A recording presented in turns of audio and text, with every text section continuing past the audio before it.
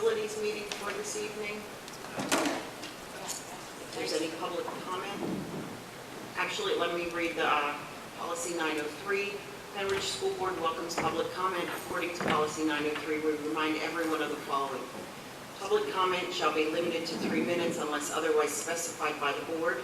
Participants must be recognized by the presiding officer and note their name and municipality. All statements shall be directed to the presiding officer rather than to individual board members, district employees, or members of the public. The speaker may speak once during each comment period. Please note that these sessions are designated for comments. To protect the confidentiality and privacy rights of all members of our community, the board encourages members of the public to direct any comments regarding particular individuals, such as students or district employees, privately to the superintendent or other appropriate administrator, or to communicate with the board privately by sending an email to psdschoolboard@pennridge.org. Questions raised and not answered may be followed up at a later time. So if there's any public comment, if anyone's interested. Seeing none, we'll go into our first item, which is the district utilization study.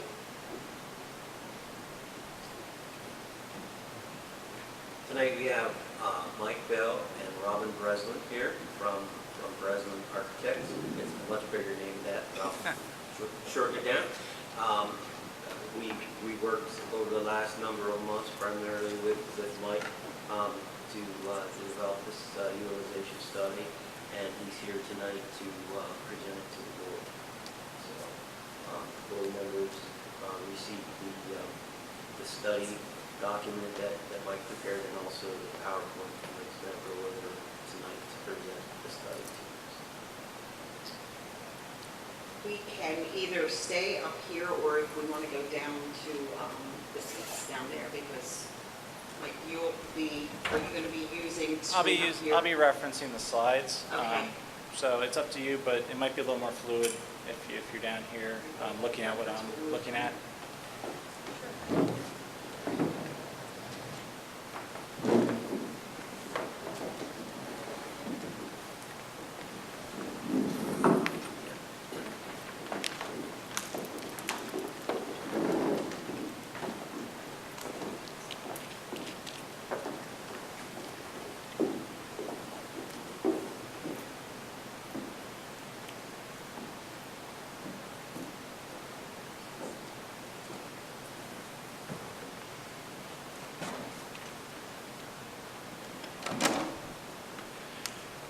Good evening, and I'd like to thank you for hiring our firm.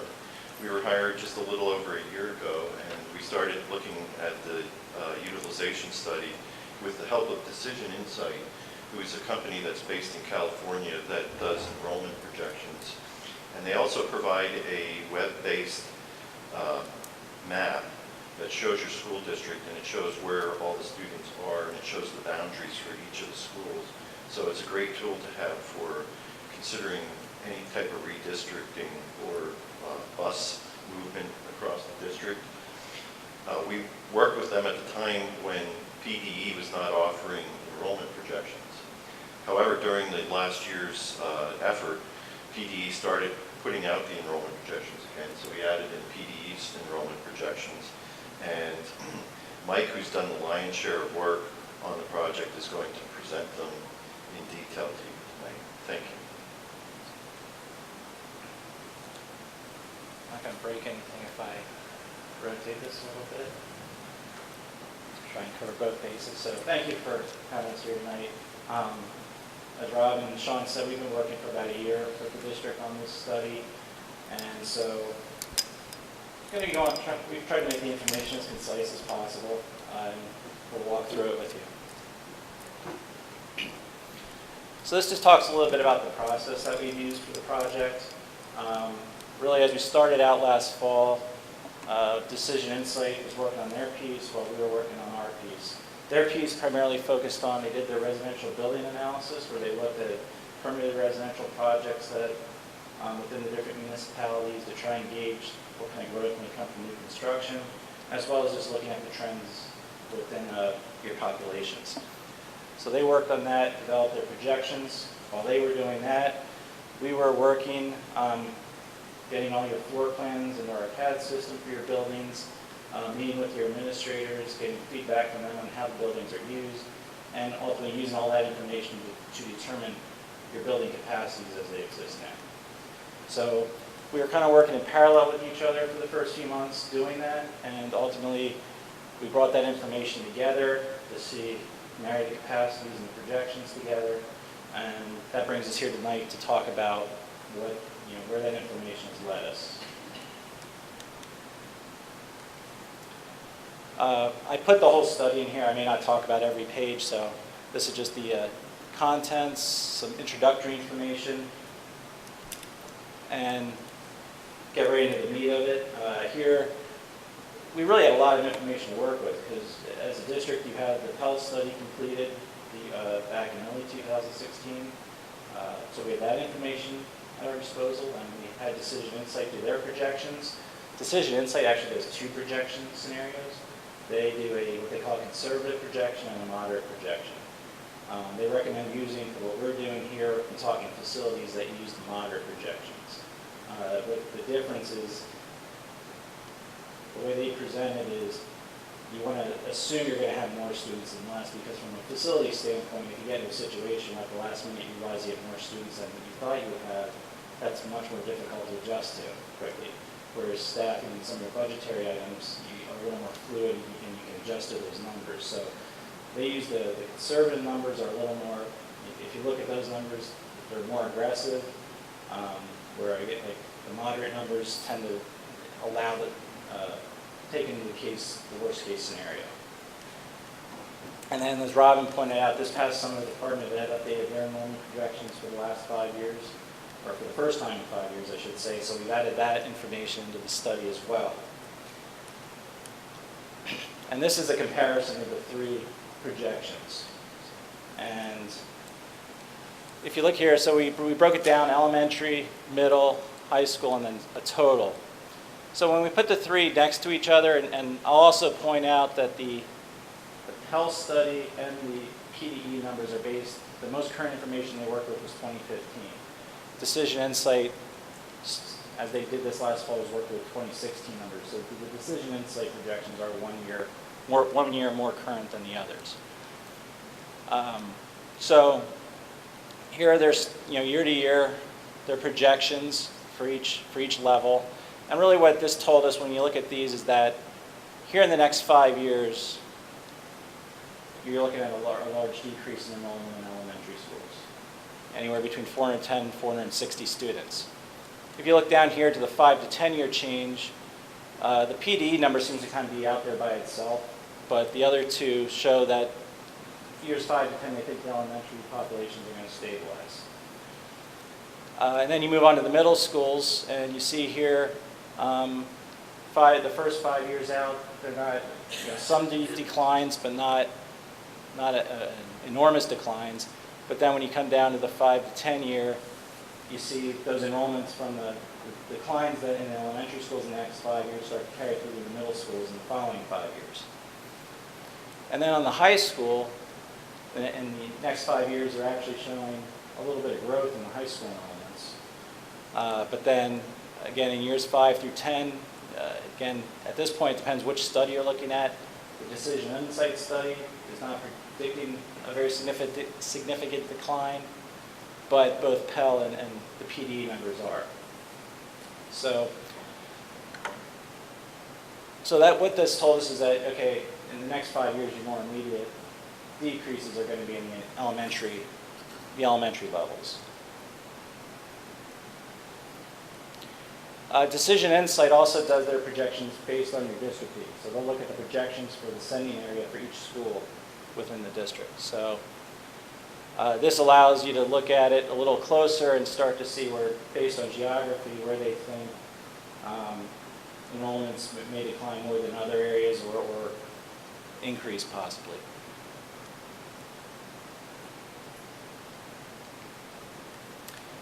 So in determining the building capacities, moving on from the enrollments, we generated a set of drawings that, basically that's an example, but we have a whole set of drawings that we prepared with the floor plans of all your schools. And we used this these plans to generate room schedules and capacity charts. So this is how we went about taking all the data we were given by the school district, by all the administrators, and assembling all the information to ultimately determine the building capacities. So this is an example of an elementary school, central middle school, and then one of the high school floor plans. So again, this was our first step in this process, was putting this information together. And then, as we work on the capacities, the elementary school capacities, the way the Department of Education calculates them is pretty straightforward. You have 3 first grade rooms, 3 second grade rooms. You get 25 students capacity for each, and that's how the capacity formula is very straightforward.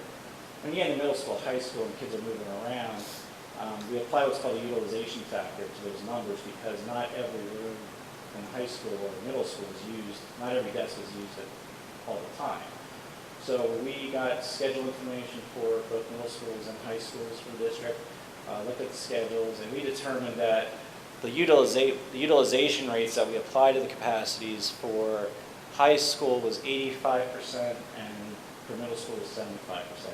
It's very consistent with what we see with other school districts. So we take that capacity that we've generated and then we apply that utilization factor, basically account for empty desks due to the scheduling and the movement of students throughout the day. The other thing that's important to point out with the capacity analysis is we use your actual class sizes. So in other words, at the elementary level, like I mentioned, PD will use 25 as a class size. That's their default. If you're doing a Plan-Com project and you're submitting that paperwork to the state, that's the number you're using. We use the district sizes, so which range from 25 to 30 students depending on the grade level. So we use your actual functional capacity that we try to use the real world situation for the capacity study. So with that, the capacities that we determined for each of the schools are listed up here. With your elementaries anywhere from 479 to 529 students each. Your middles range from 731 to 807, and then your building capacity for the high school is 2,723. So with the enrollment information and the capacity information, we then vetted out some options to look at. The first option we have here is going to be a status quo. We really don't change anything. And what impact does that have? We did look at an option for implementing full-day kindergarten. And then we also looked to have 3 options that potentially could look at school consolidation down the road. So option 1. So the 5-year projections predict that there will be a drop of 410 to 460 students at the elementary level. Looking at that as a number, that's a big number. But if you look at that against the number of classrooms you have, so there's about 114 classrooms district-wide in your elementaries, it works out to roughly 4 students per classroom. So the result of that is that if you look at your capacities, even with those declines, you're still generally between 19 and 22 students per classroom given your existing structure. We don't see, with those enrollment declines and given the number of classrooms across the districts, we don't see situations where the enrollments are dropping enough where you could take, say, 3 first grade classrooms at a school and condense it into 2. We don't think the numbers are going to drop enough where you'll be able to make those kinds of consolidations. You're still going to need the 3 classrooms. So with that, with this option and not doing anything, yes, your enrollments are going to drop, your class sizes will get smaller, but you're not going to have empty classrooms. All your grade level classrooms will continue to be needed, and the school's still going to be an active and vibrant space. I think some of the concern when you hear enrollment declines is, are we going to walk into our schools and everything's going to seem empty? Are we going to have 3 empty classrooms sitting there? And the answer is no, you won't.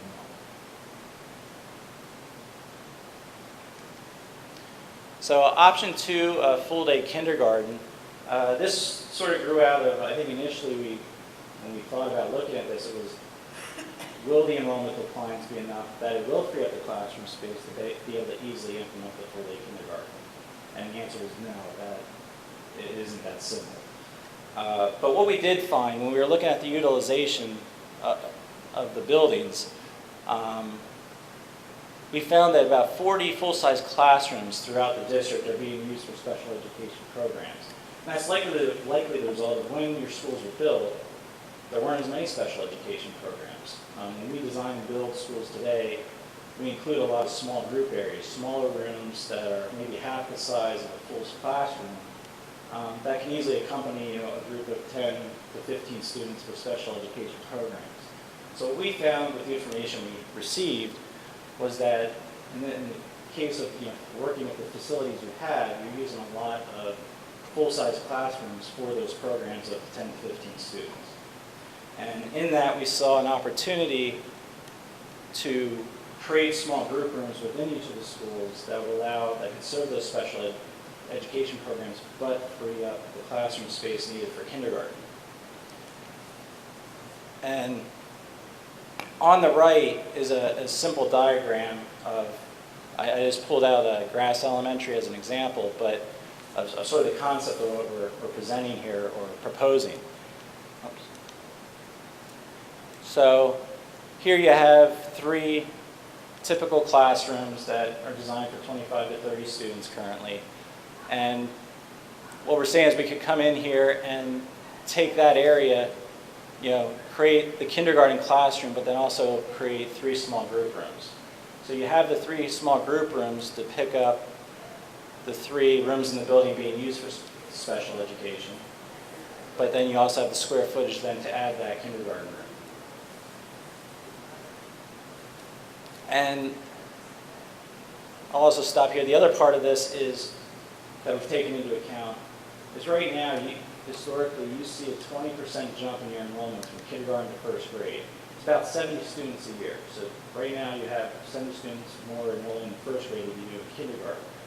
I think the assumption is it's probably in large part due to the fact that parents are finding other options for full-day kindergarten for those students. So we've taken into account that if you would implement full-day kindergarten, we think you'll see most of those students coming back in. So we're anticipating a bump in enrollment for kindergarten. So we've taken that into account with this proposal. And with that, we estimate that to get full-day kindergarten started, you would need 19 kindergarten classrooms across the district to be able to do that.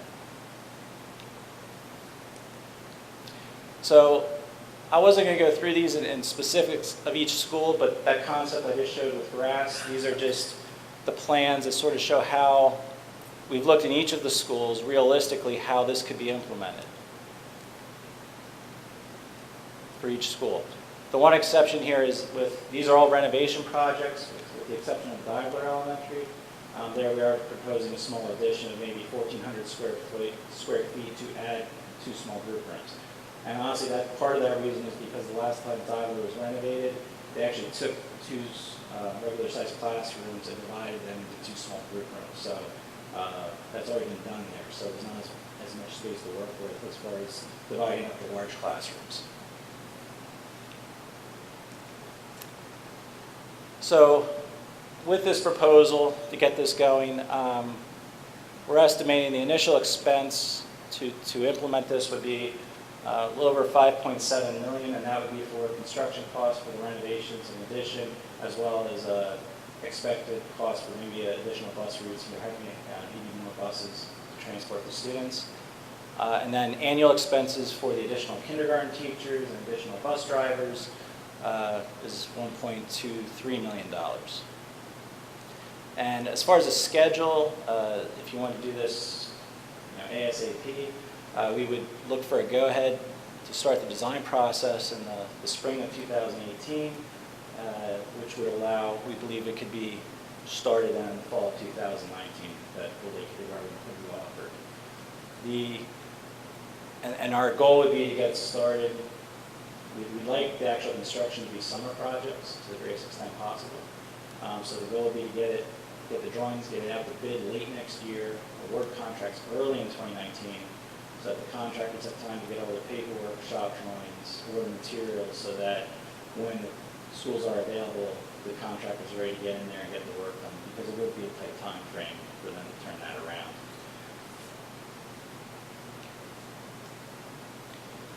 So option 3, this is where we start to look at the potential for consolidation of schools. Based on the numbers and the projections, it looks like by 2022, 2023, we would have the option of perhaps closing an elementary school if the projections hold. And we've looked at it from, keep hitting that wrong button. We looked at it from a class size standpoint. So we've looked at the projections for each grade, the number of classrooms that would be available, and we've kind of, we've gotten to a point here where we think in 2022, 2023, your class sizes would all be below your maximum class size. But as part of this, given that that's 5 years from now, we would, our suggestion with this is monitor the projections, monitor your enrollments, and perhaps even have, have another decision insight to another projection in a couple of years to verify it. Are things going as we think they are standing here tonight, or have things changed? And then the one caveat to this is if a school does get closed and you'll be losing either 2 or 3 kindergarten rooms, we do think you would need to probably, as part of this, add a kindergarten room to one of the schools that are remaining open, so that you have three kindergarten rooms in every elementary. So that's really contingent upon if you implement full-day kindergarten, and then if at a point, a few years from now, you really want to consider closing an elementary school, at that point, you're probably going to also have to address adding another kindergarten room somewhere. And we mentioned here to provide the 3 kindergarten rooms at West Rockhill. We just use that name as your newest elementary school. We found that would be the one that would be hardest to add, the most complicated to add the 3rd kindergarten room to, so that's why that one wasn't proposed initially. But I think, I would assume if you're going to close a school, it probably would not be the newest one, so if you were to add a classroom, we think that's the school that would probably need it at that point. But again, several decisions would need to be made before you're at that point.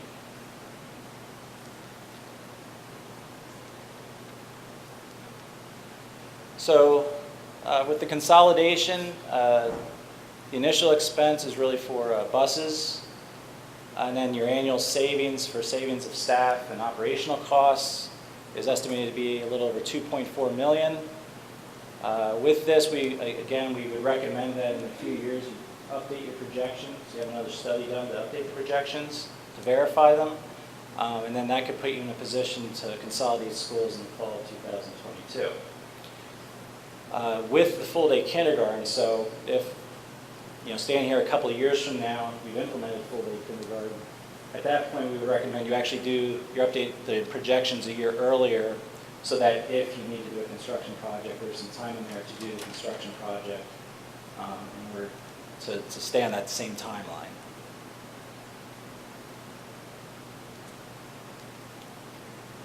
So option 4 looks at consolidating into 2 middle schools. And again, just using the projections we have today, it looks like projections may decline enough by the year 2025, 2026 that you could potentially close a middle school. And again, now that that's 8 years out, that definitely would need to be monitored, and those projections would definitely need to be updated at a later date. Again, just to verify, is that really happening or not? Are the projections really going that way or not? With this, again, initial expense would be for additional buses to serve the 2 schools, but you would potential average savings or annual savings would be about almost $3.5 million for, again, staff and operational costs. So with this, we would recommend you update projections in the fall of 2023, and you could consolidate schools in the fall of 2025. And our last option we looked at was if you wanted to consider an accelerated option for consolidating middle schools, we believe you could add an addition in the short term to one of the current middle schools that would allow you to close a middle school. Depending on how it would work out, it would probably have to be a 250 student addition to one of the current schools to be able to do that. But where this perhaps might make sense is that we would estimate that initial cost of about $5.7 million, but you have an annual savings of $3.4 million, and we feel that this could be implemented as early as 2020. If we got the authorization if the district moved forward with this option in the spring of 2018, you could probably have it ready to go by the fall of 2020. So that would allow you to perhaps move that date up 4 or 5 years. So, and looking at these numbers, that would pay for itself within less than 2 years. The challenge with this option, I think, for the district is, with the other options, is sort of a wait and see what our projections do, what our enrollments do actually. With this option, I think it's a little more risk on the district part because you're basically putting confidence in the projections that this is what will happen, and you're starting to plan now that this is where our numbers will be 7 years from now. Take questions whenever you'd like. Yes. Well, I was just wondering if we would close the school. Yes. You know, in 5 or whatever. What are the odds of selling the school? I understand that's very difficult to do, to sell a school. So, I mean, how would that play into all this cost-wise? We'd have to maintain that building until it's sold, correct? Yes, you would. So is there any way to work those numbers in here? Yes, we could. I think we can hold some numbers for that. I don't know. We did not use those numbers in the study right now. But in your experience, what are the chances of selling? So I understand it's very difficult. And banks are closed. It depends on which school, what the property is, what the location is. And I think also too, what we've seen other districts do is not sell them, repurpose them, use them, rent them to the intermediate unit for space, rent them to create a special school, alternative school, a STEM academy. I think you can keep the school and perhaps maybe generate a cash flow from it to hold on to that property. The one thing that I think is unique with Pennridge, and really is a credit to Pennridge, is your schools are in great shape. A lot of times when we're looking at these studies, we're doing work for a district up north where they have declining enrollments. They only have 2 elementary schools. They really only need 1 at this point. Both their elementary schools haven't been touched in decades, and each of them need $10 to $15 million worth of work. So it makes their decision kind of easy of, you know what, we're just going to build a new elementary, in the middle of the district. 2 that exist are out here. They want to build a new one in the middle and spend the same amount of money to get the 1 new school they really need. You're not in that situation. You're in the obvious. Your facilities are in good shape. They've been maintained well and kept up to date. So from that standpoint, there's not an obvious building that you could necessarily get rid of. And that's where maybe the option to try and hold on to it and repurpose it would make a lot of sense. Sure.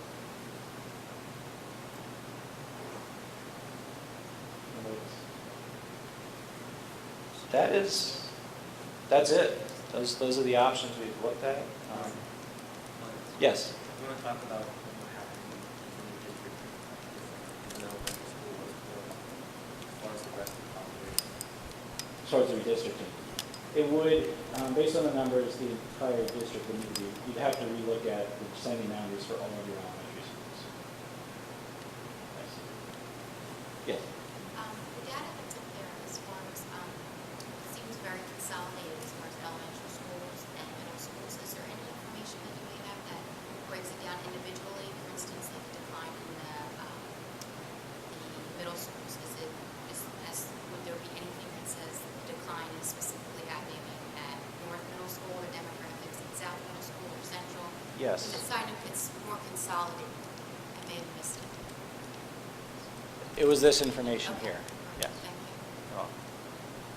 Yes. Can you talk about if you closed an elementary school or if you closed a middle school, maybe the cost savings for that? Did you have a particular school in mind? Because the maintenance costs of one school compared to another school are far different. So I'm just wondering, did you average it or did you base it on the school that you thought would be? Oh, With yeah. your question, What's that? are you finished? With your question. I don't think you heard the end of it. Are you done? Are you finished answering the question? Asking the question? Can you repeat the question so that I can pick it up? Or do we want to go back up to the, why don't we go back upstairs, up to the table? Oh, okay. Instead of yelling across the auditorium if they couldn't hear.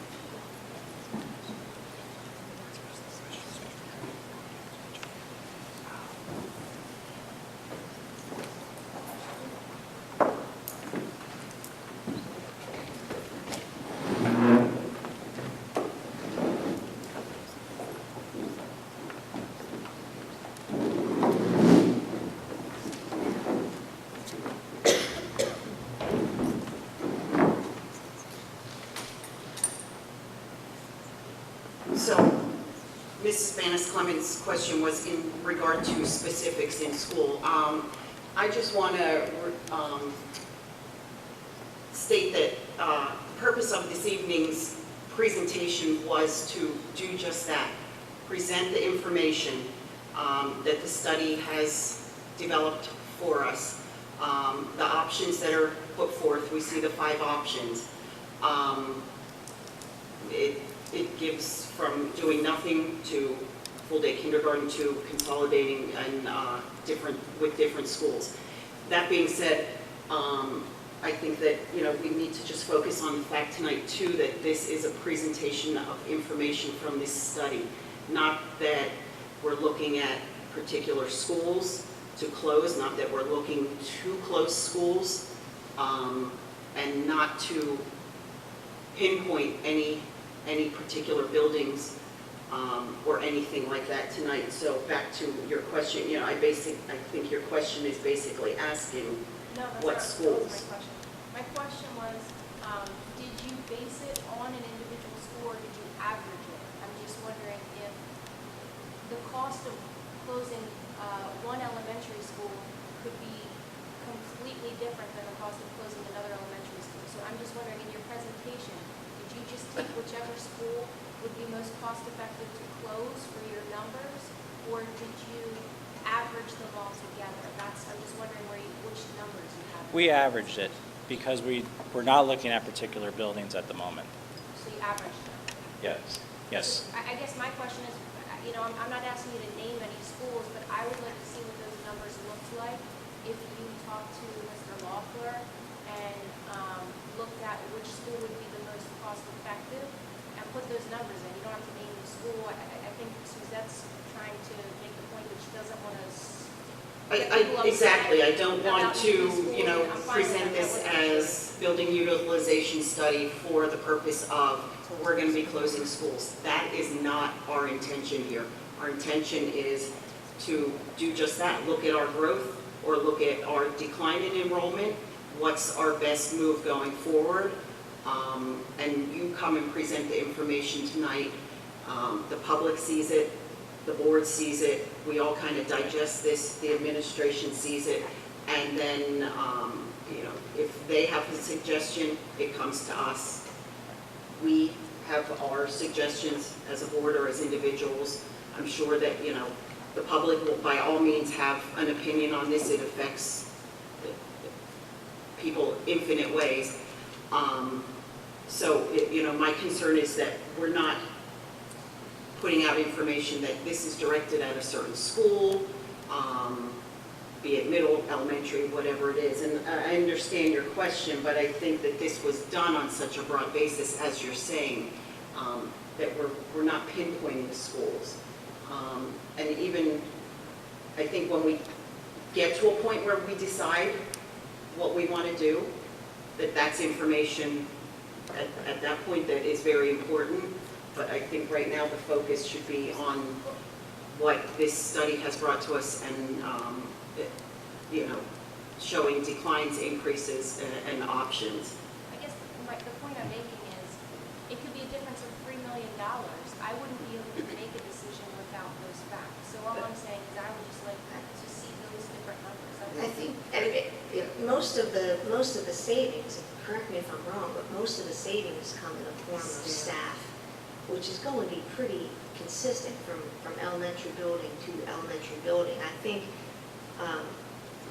I agree with what Suzette said.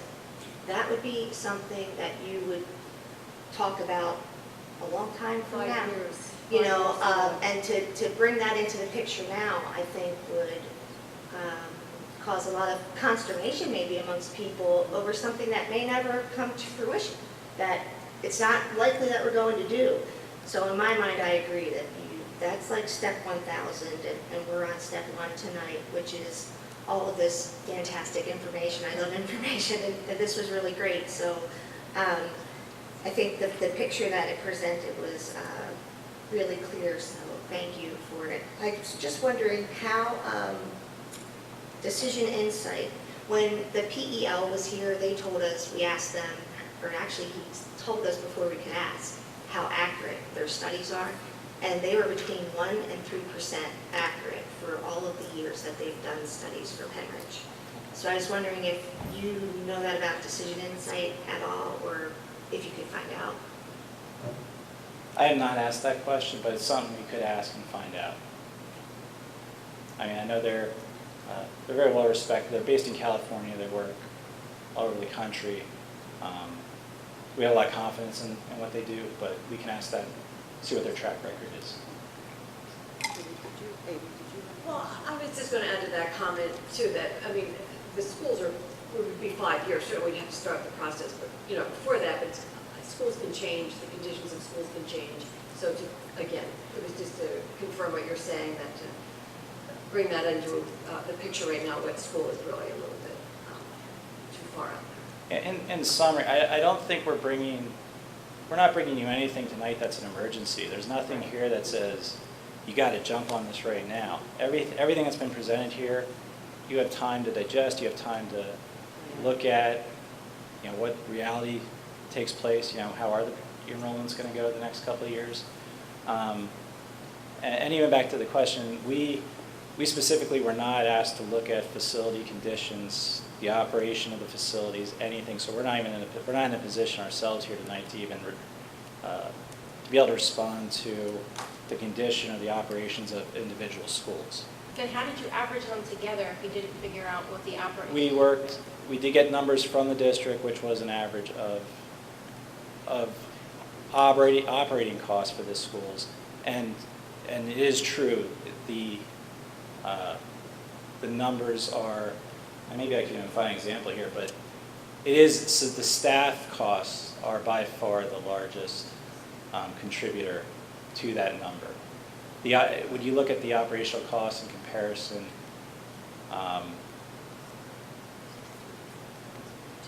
much less impact.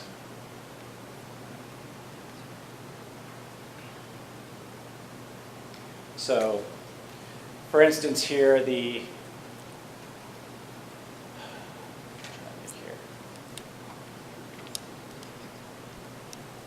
having trouble reading this myself, all the fine print. But the savings, when we look at the total savings here of about $2.4 million annually for closing an elementary,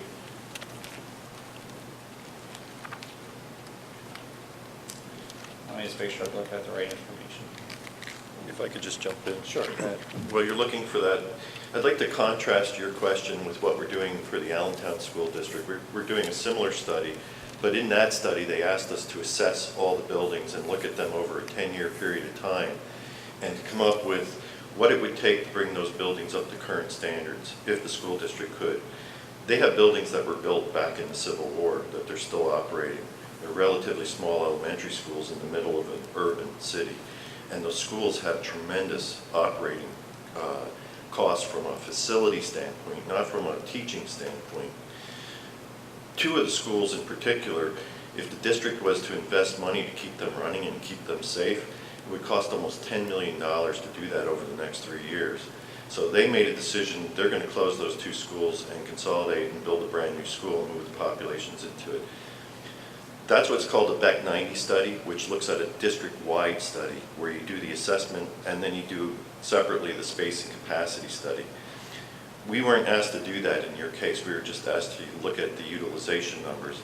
So the numbers that Mike's talking about that we averaged are basically just the operating cost. It's transportation and it's teacher costs that you would save if you consolidated and closed the building. We didn't look at the cost of your elementary schools. How much would you save by not having to invest more money into them to bring them up to current standards? You're in a very different situation in Allentown. They have buildings that are 125, 150 years old. Your buildings are much newer and they're in much better shape. So we could take it to that next stage, but for the purposes of this study, we weren't asked to do that. So the numbers we used, just to give you an example, when we looked at total savings to close an elementary, again, use the averages, was about $2.55 million, of which all of that was found with basically in staff costs, and less than $100,000 is the operational savings. So it really is that the savings when if you were to close a school is really going to be in your staff and human resources, not necessarily the operational cost of a building. And then the middle school is similar? Yes, exactly the same, yes. So when you say you weren't specifically asked to do that, were you specifically asked, was it something that was asked of you to come up with the full-day kindergarten option, or is that something that you just routinely do on your own? I'll answer that question. Yes, I asked them specifically to do that when we were engaging this firm. When you looked at because I'm curious, because when we looked at, when I got numbers for adding kindergarten busing, our numbers were a lot, if I recall correctly, I thought the numbers were a lot higher than what I'm seeing here, which wouldn't make sense because you're busing more kids for this than you would be busing for that. So just different numbers. That was a guesstimate that you gave us. Yeah, right, that was a guesstimate. Yeah, but I think it was almost double. I I think know, it was like $4 million. he was clear that it was a guesstimate, that you didn't have actual numbers. Well, so I'm just saying that these numbers would be more accurate for that situation, but it would actually be probably lower than that, because this is looking at, I think you said 20, did you say 20% increase, or for kindergarten when you go to, is the assumption from? Yes, if you look at the last several years of your enrollments, you see a 20% jump in enrollment from kindergarten to first grade. Also, Brian was doing AM and PM kindergarten, not full-day kindergarten, so that would have doubled the buses. Well, I think this was just looking at if you did, he was looking at doing one way, not. He's looking at one way, Brian was looking at. No, Brian AM. was looking at one way, not the parents driving one way and then the buses doing one way. That's not the way I That understood it. wasn't the understanding. No, Yeah, it it was, wasn't. it was AM, PM busing for students. Okay. There was an option for that. You put both options. Okay.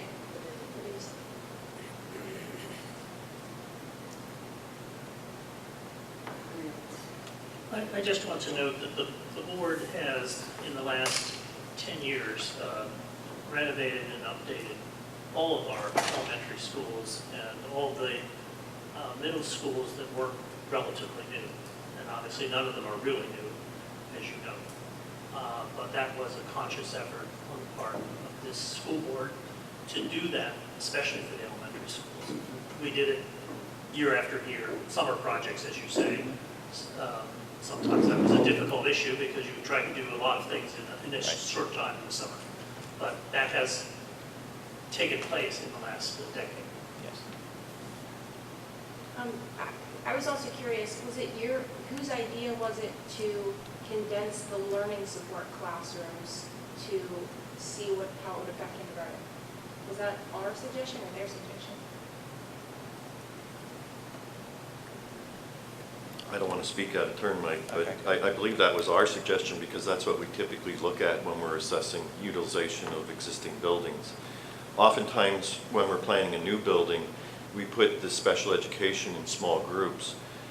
It still meets the PDE standards for square footage, depending on how many children you put in them.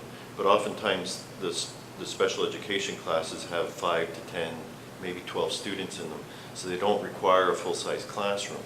What we've noticed in many, many school districts over the last 10 years is that the special education requirements from the state have increased, and school districts have had to react quite quickly, and the easiest thing for them to do is just to say, we'll take a full classroom and convert it to special education, as opposed to erecting a wall in a classroom, dividing it into 2 halves, putting a door into the corridor, separating the HVAC system for both sides of the wall that divides the classroom, and having separate light switches.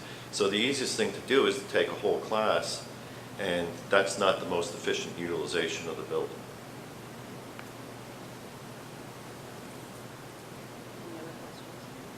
Are there any other questions from the public at this point? Just a very general quick question. This small, that's okay. Oh, you want me to go? Yes, please.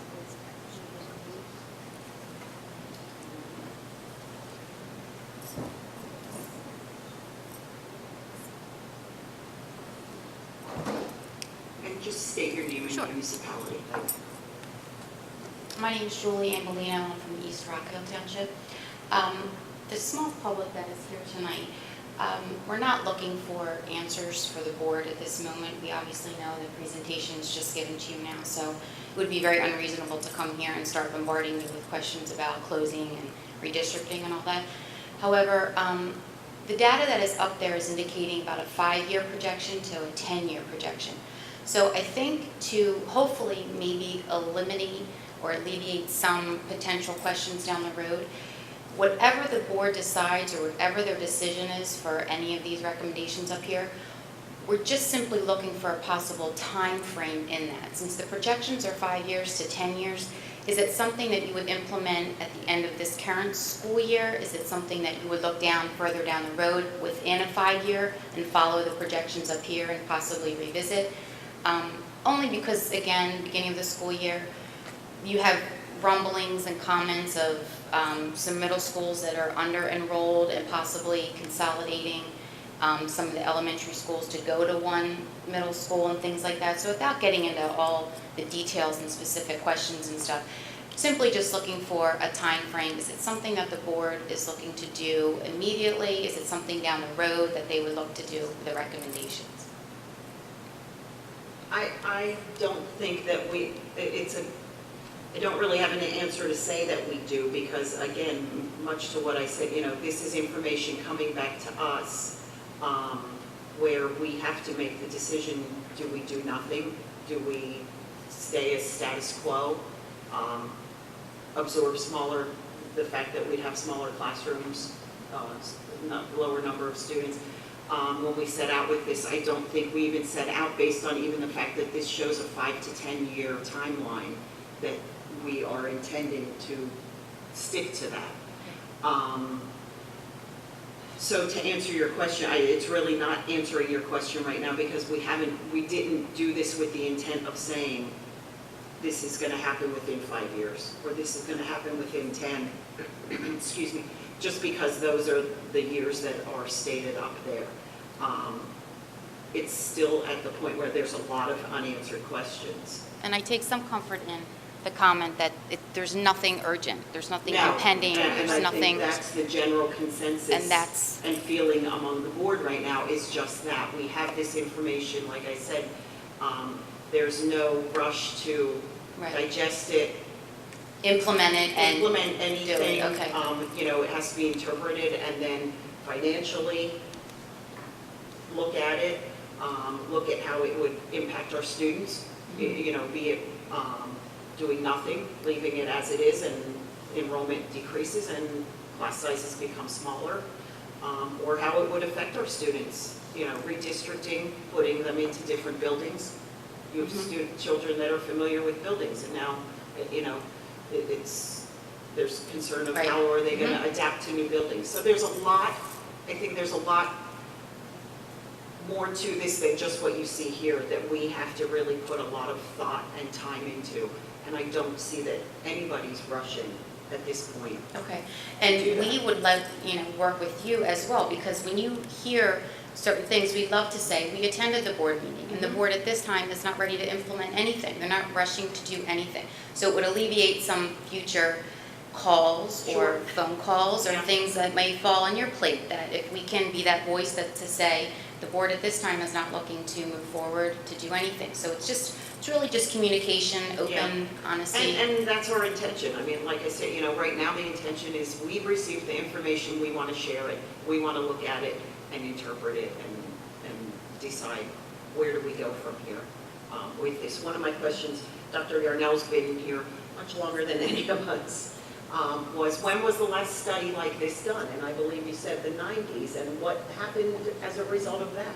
I think the last real study of this type was 1994, and at the time, some of the impetus for that was looking at year-round school, actually. And that, of course, as you know, came to nothing, right, basically. It didn't turn out to be something that the board pursued or thought was practical at the time. I will give you some other insight. This district has been growing for the last about 36 years. So when we got the Pennsylvania Economy League numbers last year, which showed a projection of a decrease, much as these gentlemen have shown, a projection of a decrease, that's a real change in the way the district's going to do business, in a sense. So that's what triggered the request for a more thorough, in-depth study to give us some options. And Sure. it doesn't mean that we'll do anything, certainly in the immediate future, but it does mean that it is considering a different world that we're living in, Sure. which is maybe a world of either flat enrollment or more likely Stagnant or declining. declining. Sure, I understand that. And the same thing, there's some members here, some my neighbors and stuff, we were part of the redistricting several years ago under Dr. Kish. So we know the board doesn't take that lightly. You don't just decide arbitrarily, let's just go and do it. It has an impact on both, coming from the helm of administration all the way down to the residents too. So if there's any, like I said, any way that we can also relay some information out there too, it works both ways. It helps both. But thank you. Well, a comment and a question, but I just want, my takeaway was the first option was status quo, and that said a lot to me. So the number one option could be to do nothing, and I think that's where people should kind of have their thoughts for the moment. And then my question is, if the PowerPoint and/or the bigger report are going to be on board docs, because I couldn't tell when I was signing in if I was seeing it because I was signed in. They're both up there. So if you're not familiar with the board docs,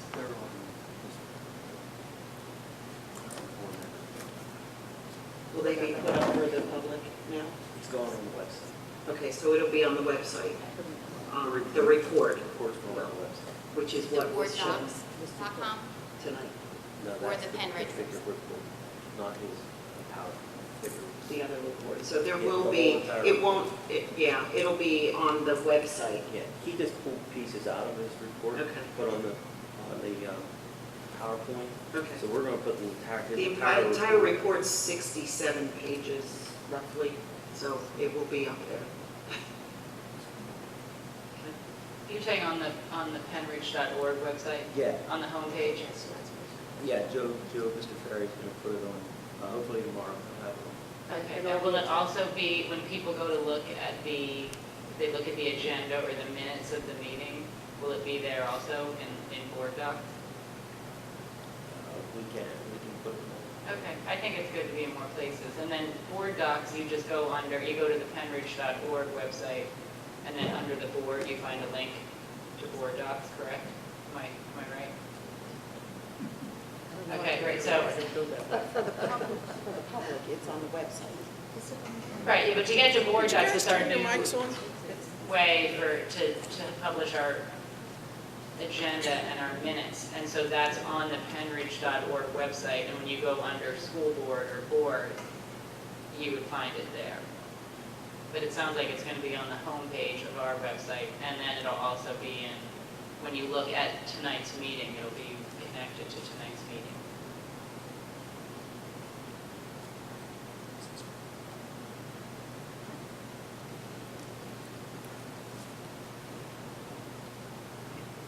Sue Furlong, West Rockhill Township. The remark was made that let's just keep the status quo. If you have the opinion that there is some credibility in the declining numbers, there is no keep the status quo. What that would amount to would be, let's say if you didn't close the buildings, you did not consolidate your staff, what you would be doing there would be operating inefficiently at the taxpayer's expense. So there is no status quo. Let's just get that straight. Second of all, we hear constantly about the increasing in the pension costs for this district. I think that this opportunity should be used to operate more efficiently if you have the kind of student population decline that they're talking about. 400 students, yeah, you could eliminate that 4 kids per class, but you could also consolidate the number of classes. And by that action, decrease your personnel costs and control your pension costs. There are things that you need to do. This is an opportunity to operate this district more efficiently. I think this board and future boards need to take this opportunity and make sure that, first of all, you're operating efficiently. Third of all, this is an architecture firm that has done this utility study.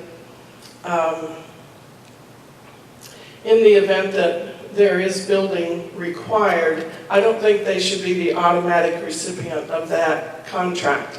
That needs to be bidded out, otherwise you have a severe conflict of interest.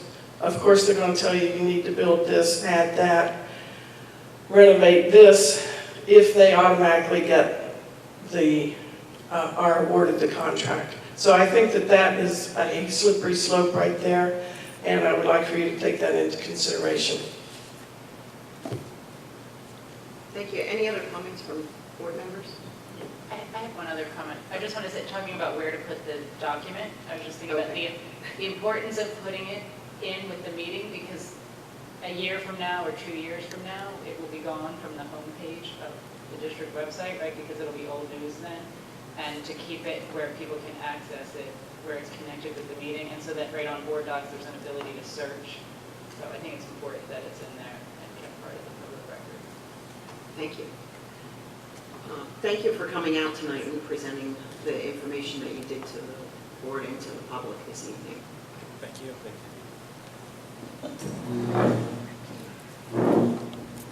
We're going to move on to our next items, which are obsolete items for review. We have